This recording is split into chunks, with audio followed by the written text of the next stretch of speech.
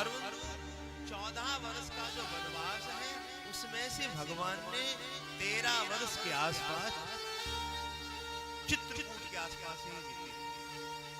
13 चित्रकूट के आसपास ही। और उसके बाद जो एक वर्ष जब बता तो कहीं 4 महीना, कहीं 2 महीना, कहीं 1 महीना। लंका की भूमि में भगवान 11 दिन रहे और सब मिलाकर के एक मुस्त प्रभु 13 वर्ष चित्रकूट की भूमि पर रहे। अब प्रश्न उठता है कि चित्रकूट पे भगवान क्यों रहे? तो संतों ने बताया कि चित्रकूट में 3 चीजें हैं, इसलिए भगवान 13 वर्ष के आसपास चित्रकूट में। 3 चीजें क्या हैं? तो वो 3 चीजें बता रहे हैं। पहला बताया कि राम कथा मंदाकिनी। चित्रकूट में क्या है? मंदाकिनी कथा। और ऐसे भगवान की कथा भी मंदाकिनी। तो पहली चीज क्या है कि राम कथा मंदाकिनी। चित्रकूट में राम कथा की मंदाकिनी की दिव्य धारा बह रही है। और जिसके जीवन में राम कथा आ जाती है, बहने लग जाती है, पर उसको राम जी की तरफ नहीं चलना पड़ता है। राम जी धीरे धीरे उसकी तरफ चलने लग जाते हैं। और दूसरी चीज क्या है? चित्रकूट चित्तचार। जिसके चित्र में, चित्त में पवित्रता आ जाती है, जिसका चित्र पवित्र हो जाता है, चित्त जो है ना पवित्र हो जाता है। और तीसरा तुलसी सुभग सने। और जिसके हृदय में राम जी का प्रेम आ जाता है, जिसके अंदर 3 चीजें आ जाती हैं।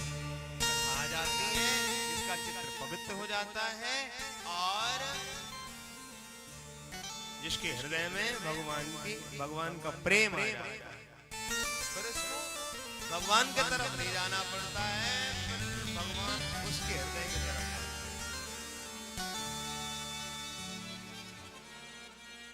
सिया रघुवीर विहार। ऐसे भक्त के हृदय में सीताराम भगवान विहार करते हैं।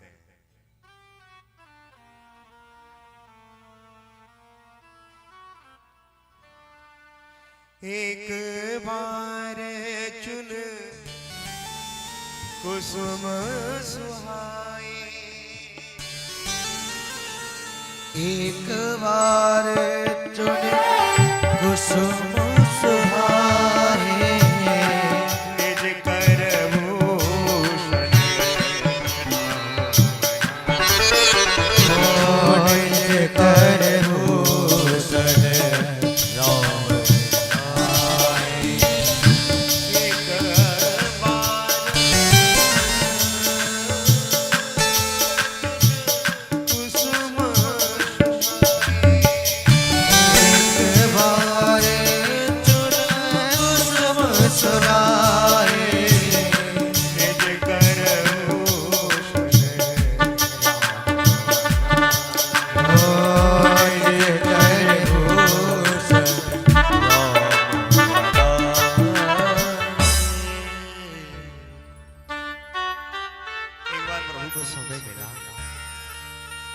भैया लक्ष्मण फल लेने के लिए चले गए जंगल में। ये चित्रकूट की अंतिम लीला है। भैया लक्ष्मण फल लेने के लिए चले गए। इधर प्रभु ने एक पत्तों का एक दोना बनाया, उसमें सुंदर सुंदर फूल प्रभु चुनने लगे। फूल तोड़े नहीं जाते, फूल चुने जाते हैं। फूल आहिस्ता फेंको, फूल बड़े नाजुक, तो तोड़े नहीं जाते, चुने जाते हैं। तो बंदो एक बार चुन कुसुम सुहाए निज करभूषण राम बनाए। भगवान ने बालों के लिए गजरा बनाया, कमर के लिए करधनी बनाई, हाथों के लिए कंगन बनाया, बाजूबंद बनाया। बंदो, सीता का भगवान ने श्रृंगार किया।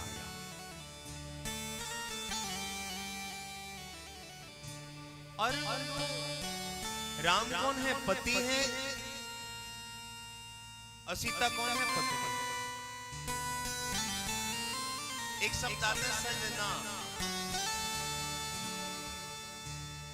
सजना तो बंधु जो अपनी पत्नी को सजाए वो सजना, जो अपनी पत्नी को सजाए, सजनी को सजाए वो है सजना।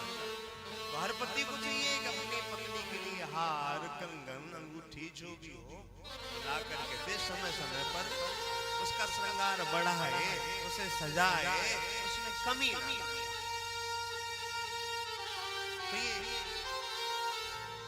लौकिक अर्थ है कि भगवान राम पति हैं और भगवती सीता उनकी पत्नी हैं।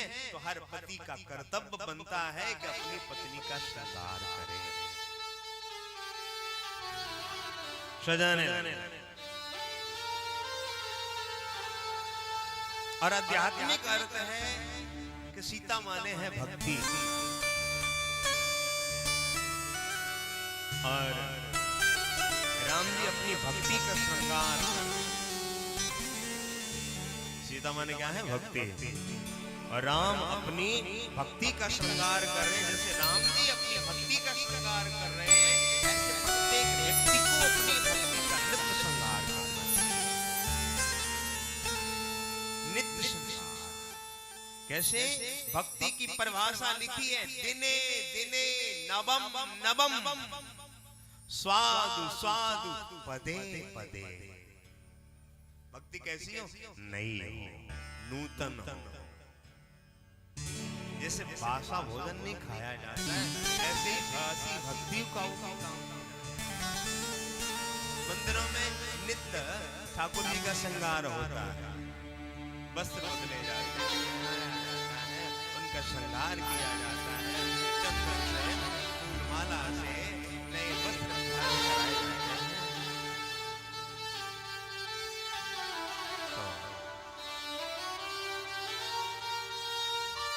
भगवान आज श्रृंगार कर रहे हैं। बैठे पटक शिला पर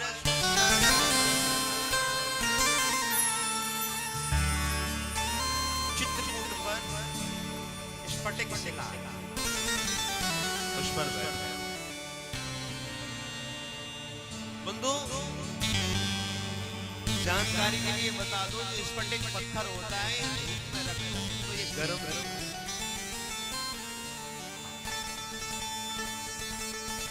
तो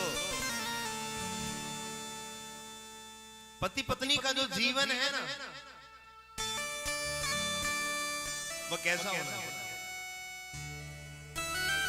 कभी भी दाम्पत्य में सदैव दाम्पत्य में शीतलता होनी चाहिए। दाम्पत्य में सदैव शीतलता होनी चाहिए। पति पत्नी का जो हृदय कैसा, पत्नी पति के सामने जाए तो हृदय एकदम कैसा हो? शीतल, उसकी वाणी शीतल, हृदय शीतल हो। और पति भी पत्नी के सामने जाए तो कभी भी दोनों का टेम्पर हाई नहीं होना चाहिए। हृदय की जो भूमि है वो ज्वलनशील नहीं होनी चाहिए। पति पत्नी का जो हृदय है ना, जो दिल है, जो मन है अंदर, और आजकल तो यही है कि दोनों के टेम्पर हाई है, दोनों के हृदय में ज्वलनशीलता है, बात बात पर गर्म हो जाते हैं, बात बात पर। पति को पत्नी का व्यवहार पसंद नहीं है, पत्नी को पति का व्यवहार पसंद है। तो बैठे फटक से लाभ। पति पत्नी का जो जीवन है ना, फटिक से लाभ होना चाहिए। हृदय में शीतलता हो, जरा भी कहीं भी एक दूसरे की सुनने की आदत हो, एक दूसरे को समझने की आदत हो।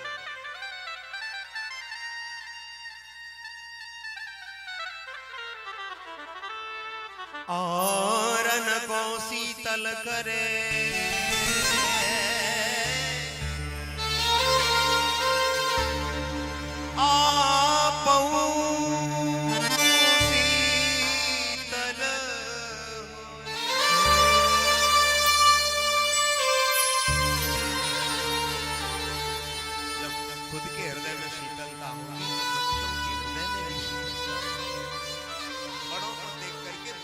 व्यवहार करते हैं।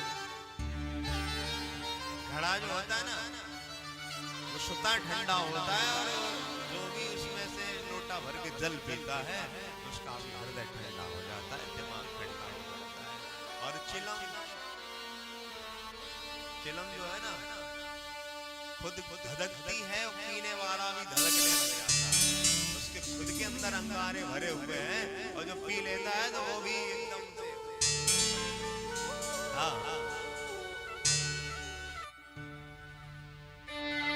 तो फटिक शराबर बैठा है। और वाल्मीकि रामायण में तो वाल्मीकि बाबा कहते हैं कि माता सीता बैठी हैं और गोद में प्रभु ने सर रखा है।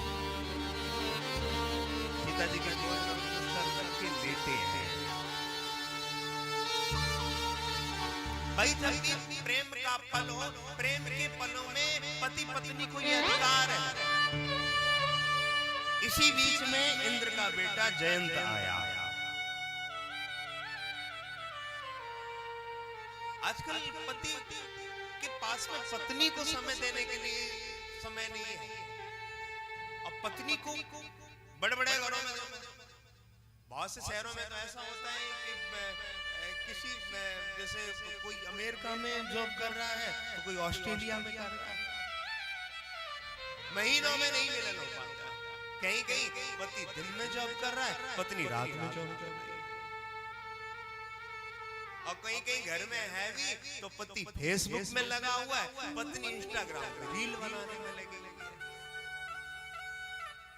पत्नी को रील से फुर्सत नहीं है, रील से काम नहीं चलेगा, रील से जीवन व्यतीत नहीं होगा, रील से लाइफ नहीं चलेगी, रियल से लाइफ चलेगी। रील बनाने से काम नहीं चलेगा। तो फुर्सत जीने का एक ढंग होना चाहिए। तो आज बंदो अर्धांगनो नित्य मरो गीता चा प्रिया चा भार्या प्रियवादनी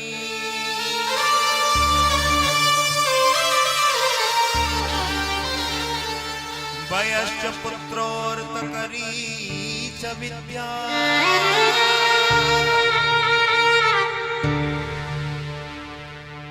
बड़ जीवलो के सुखानि राजन् जीवलो के सुखानि राजन्।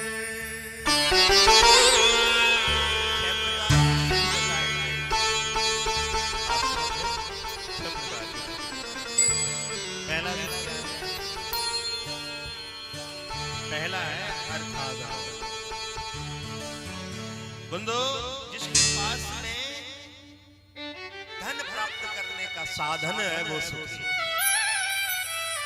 और कोई घर में साधन है, जिसके पास में जो साधन है वो सुखी है, और दूसरा जिसका शरीर निरोगी है, कोई रोग नहीं है, घर में सब कुछ भरा पड़ा है, धन है, पैसा है, सब कुछ है, अगर रोग है शरीर में तो फिर वो सुखी नहीं।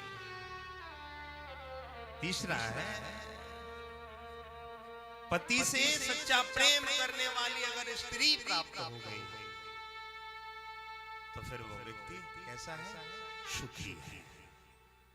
और आजकल तो बनावटी लोग हैं, और ये सब चल रहा है, बस झंझावात तो बहुत समझ। और चौथा है कि मधुर बोलने वाली स्त्री, एक तो प्रेम करने वाली है, तीसरे नंबर पे चौथी है मधुर बोलने वाली। मधुर बोलने वाली ऐसा लग रहा है कि ब्रह्मा ने वो सांचा बंद ही कर दिया है। हाँ, आपका समय निकल गया, अब जो आ रही है ना, सास बोल दे तो समस्या, ससुर बोल, सास के होंठ हिले नहीं कि बहू ने सिले नहीं। हाँ, ऐसा लग रहा है कि ब्रह्मा बाबा ने वो सांचा ही बंद कर दिया है, जिससे मधुर बोलने वाली देवियां प्रकट होती हैं। और जिसके पास में धन प्रदान करने वाली विद्या है वो व्यक्ति सुखी है। और छठवां है कि जिसके पास में आज्ञाकारी बच्चे हैं वो सुखी है।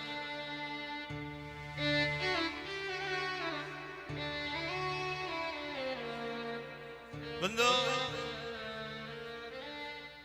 आज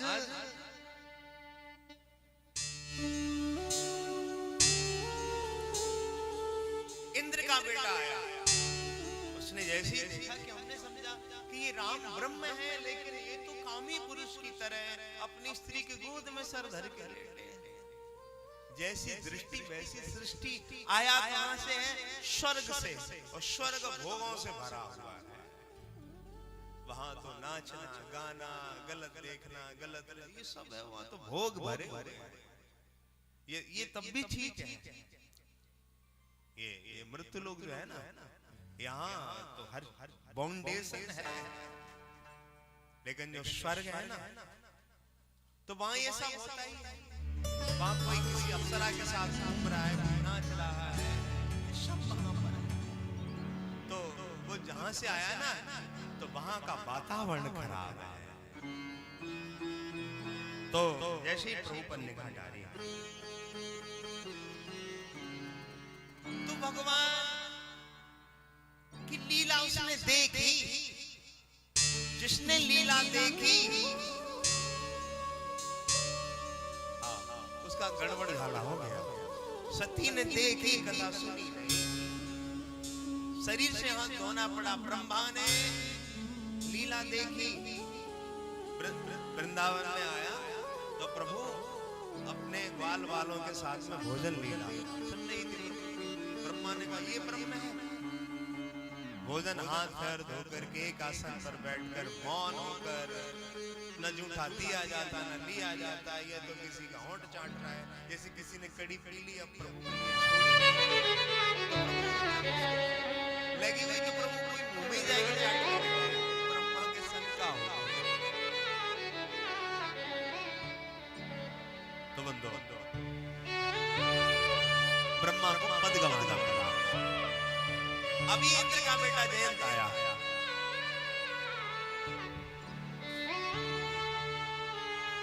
तो उसको शंका हुआ। जब शंका हुई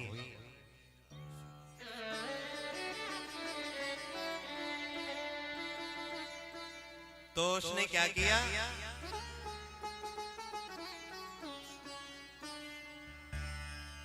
सुरपति सुत धरे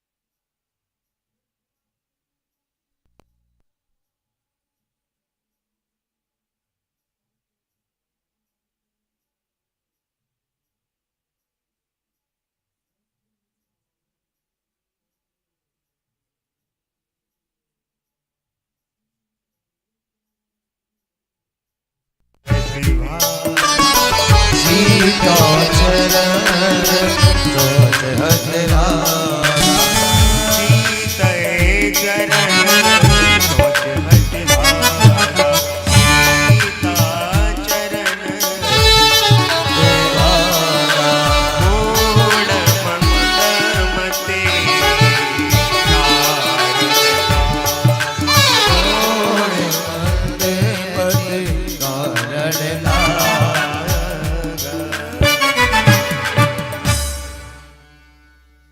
तो इंद्र का जो बेटा है ना वो कौवा बन के आया।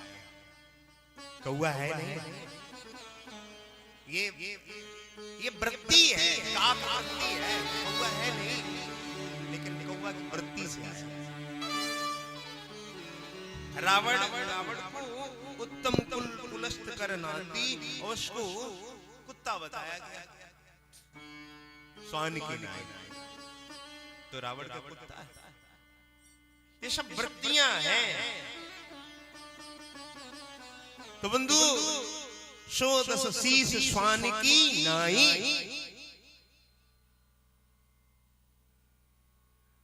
ऐसे ही ये पायस बना करके आया और सीता चरण चोंच हति, सीता जी के चरणों में उसने चोंच मार दी। मूढ़ मंदयते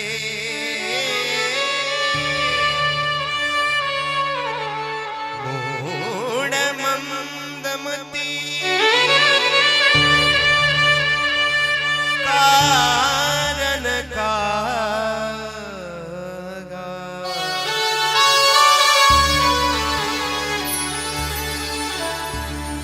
जैसे चोंच मारी।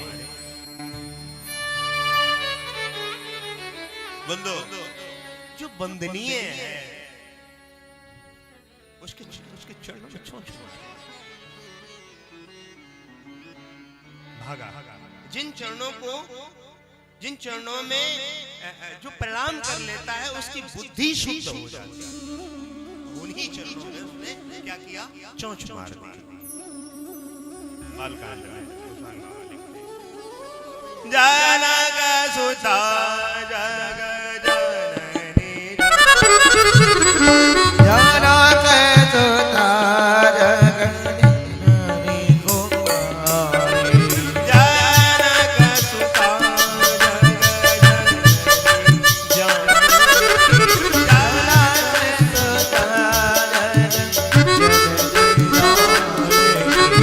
अतिशय प्रिय करुणा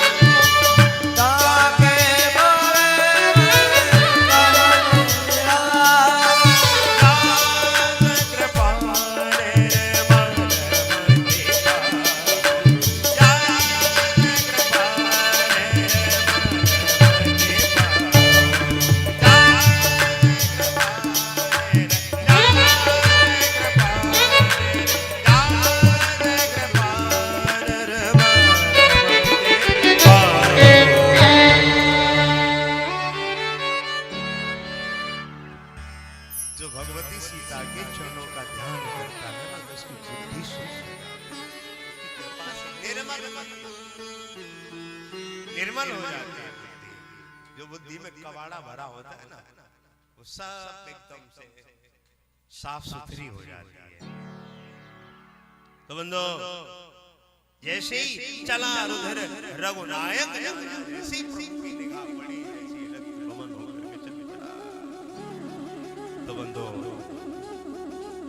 सुन सुरेश रघुनाथ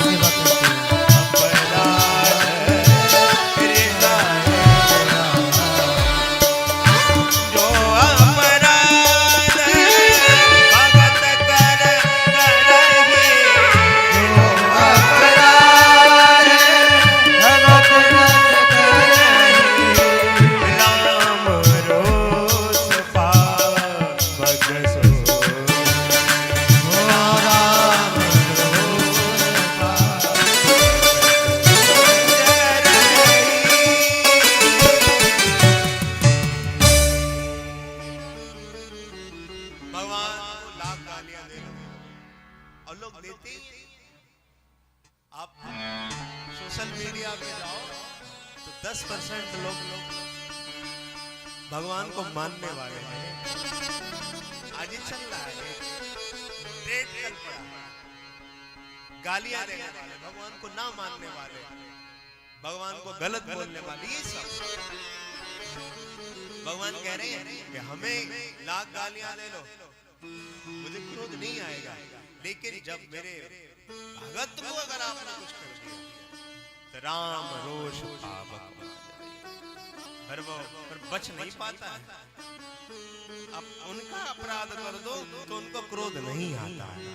तो बंधुओं, आज बगल में एक सीख पड़ी हुई थी। क्या पड़ी थी? सीख जानते हैं? जैसे झाड़ू हो तो झाड़ू की सीख हो, तो वैसी सीख पड़ी हुई थी। उस सीख को उठा करके भगवान ने क्या बना दिया? आज ब्रह्मास्त्र बना दिया। बंधु, सीख चाप सायक संधाना, भगवान ने आज सीख उठा करके आज जयंत के पीछे छोड़ दिया। बंधु, प्रेम के पलों में कोई भगवान का जो धनुष बाण था वो दूर रखा था, और भगवान ने विचार किया कि जितनी देर में हम धनुष बाण उठाने जाएंगे इतनी देर में तो उलझन हो जाएगा। तो सीख का चाप बना करके प्रभु ने जयंत के पीछे छोड़ दिया। अब प्रेम के पलों में कोई तमंचा धर के थोड़ी भैया बैठेगा, विचार करो। तो ये तो भगवान है। तो अब आगे आगे जयंत पीछे पीछे भगवान का छोड़ा हुआ बाण, राख कुश के राम कर द्रोही। भगवान के द्रोही को, भगवान के दुश्मन को आश्रय कौन दे सकता है? तो ब्रह्मा के पास में गया, शिव के पास में गया, अपने पिता इंद्र के पास में गया, तो सबने मना कर दिया। काऊ बैठन कहा न हो, काऊ बैठन कहा, राम सुन गए राम कर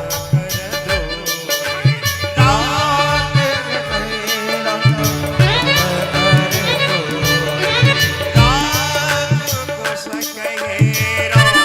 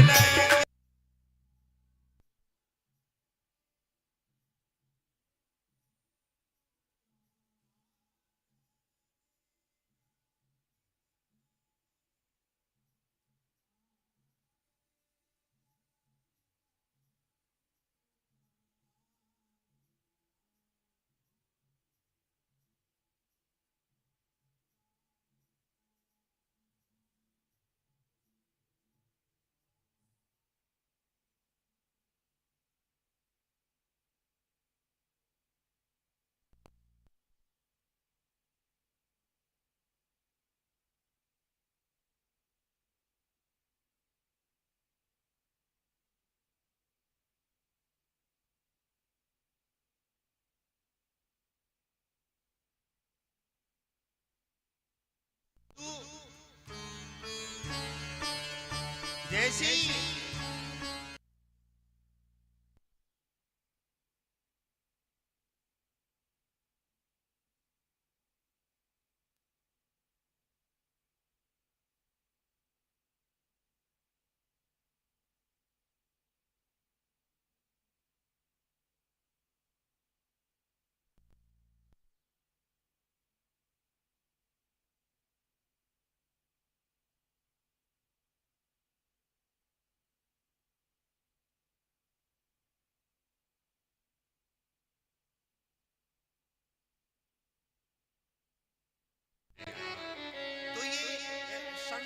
कर्तव्य है जीव को परमात्मा की तरफ मोड़े। और आज के कुछ ऐसे संत हैं परमात्मा की तरफ नहीं मोड़ते हैं, अपने तरफ मोड़ लेते हैं। तो बंधु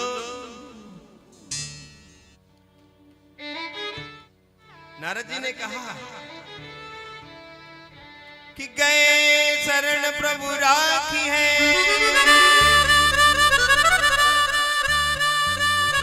तब अपराध विषम।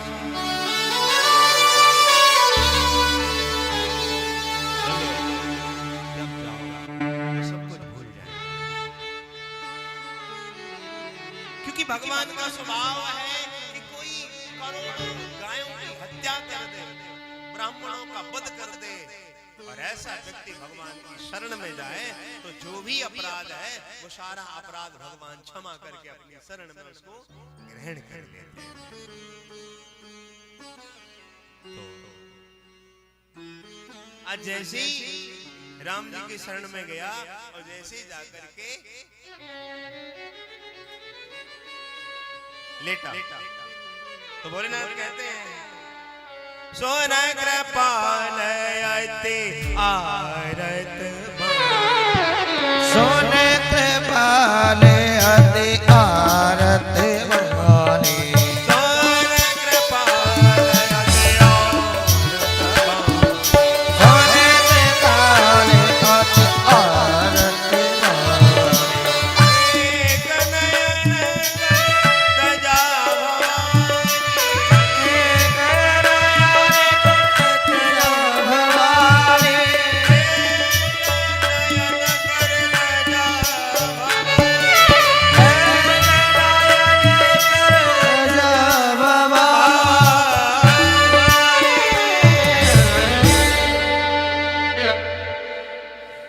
प्रभु ने वही सीख अपने हाथ में ली और उसकी एक आंख खोल दी। अब विचार करो कि भगवान आंख खोलते हैं क्या? भगवान अगर आंख खोलने लग गए तो फिर क्या? भगवान आंख खोलते हैं? भगवान आंख नहीं खोलते। जयंत जो था ना वो बिल्कुल अंधा था। कैसा था? अंधा था। उसकी दो नेत्र होते हैं, ज्ञान का और एक वैराग्य का। गीता में भगवान स्वयं कहते हैं कि दिव्यम ददामि ते चक्षु पश्य में योगेश्वरम। भगवान चक्षु प्रदान करते हैं। देखिए शास्त्रों की जो भाषा है बड़ी टेढ़ी मेढ़ी है, पढ़ तो लोगे अर्थ का अनर्थ कर दोगे। सागर में जल है, पीने लग जाओ तो अंदर नहीं ले जा पाओगे, इतना कैसा खारा है। ऐसे ये जो शास्त्र जो है ना, इनकी भाषा भी बड़ी खारी है। समुद्र का जल जब भगवान सूर्य और जब जो बादल है ना, किरणें फिर बादलों में जाता है, फिर वही बरसता है तो पीने योग्य संसार में हो जाता है। ऐसे ही जो बड़े बड़े संत हैं ना, शास्त्रों के सागर से सूत्रों को समेट करके हृदय में धर के और सत्संग के सरोवर में बिखेर देते हैं। तब सरोवर का जल कैसा होता है? सागर का पीने योग्य नहीं होता है, लेकिन सरोवर का पीने योग्य। तो बंदो ददामि चक्षु, भगवान नेत्र देते हैं। राम क्या है? राम धर्म है। धर्म कभी किसी का नेत्र नहीं खोलता है। रामो विग्रहवान धर्मा। तो अंगद जब रावण के दरबार में गया और रावण से तो अंगद ने स्पष्ट कह दिया। क्या कहा? कि 20 लोचन अंध, कि तेरी आंखें 20 जरूर है लेकिन 20 फूटी। और बाबा कबीर भी कहते हैं, मैं के समझाऊं सब जगह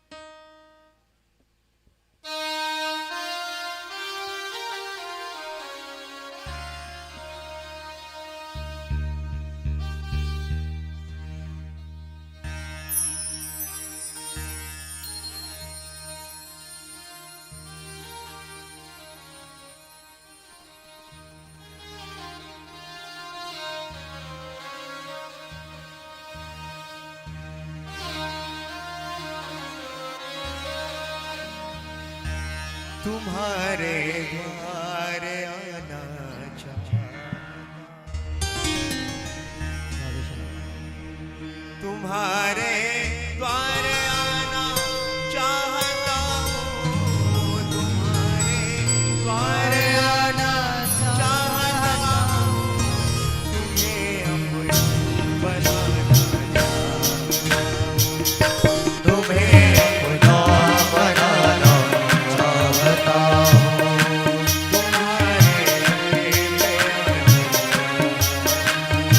वो तुम्हारे द्वार आना चाहता हूँ।